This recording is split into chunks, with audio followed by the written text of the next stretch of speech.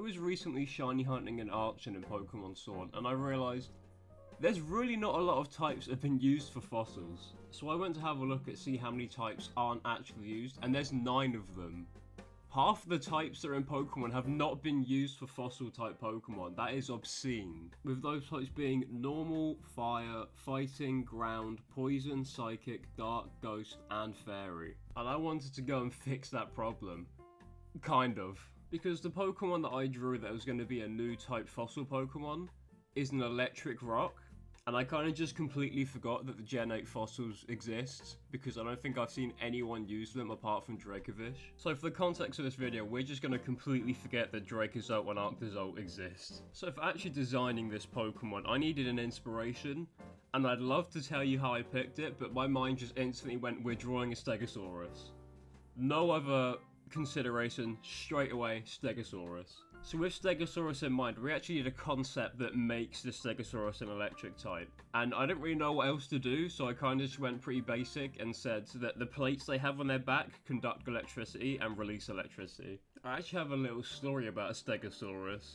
I used to play Ark religiously, as I said before in a previous video. In my first playthrough, I had I think it was like level 5 Stegosaurus that was called Jake, and I took it out on an expedition to a swamp to try, I think it was to try and tame a Sarcosuchus. I got attacked by a Capro, and then I ran, forgot that everything was not following me, and I could not find them for a good 2 years, because I just left to go play on a different map, and then I remembered, oh, my original save file on the main map that you play on is still here. Let's go and explore what I did as a kid. So I went back, went around the swamp because I thought, oh yeah, this is where I lost them. They were just stood on a cliff, completely unfazed. They were just there for 2 years. I'm going to stop talking about the Stegosaurus for a bit because I need to get this colouring thing down. I need to explain what was going through my mind when I was colouring this. So to start off, I went for just a generic brown rock colour to make it look like the fossil type, and then realised, yeah, that doesn't look good with yellow or blue whatsoever, so I ended up changing it later.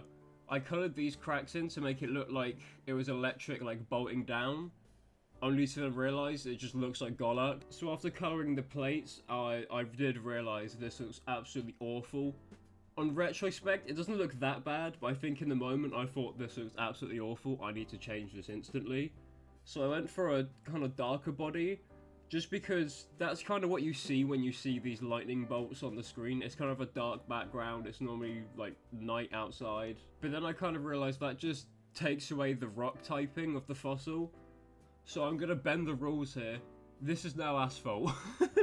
It's a rock, I don't care what you say. Asphalt is a rock. Fossil. Done. Now that explanation's out of the way, I'm going back to talking about my Stegosaurus in Ark. I don't know how we got there. I left him in the swamp. He's a mile away from the swamp on a cliff. There's in the open. Nothing else is around it. I flew over the area loads of times when I was younger because I remember going past that exact cliff because I saw a T-Rex down the cliff and I thought that's cool. But you know what? I found him. He's gone now because I uninstalled Ark, so this is now Jake. I've drew Jake back again, what a legend.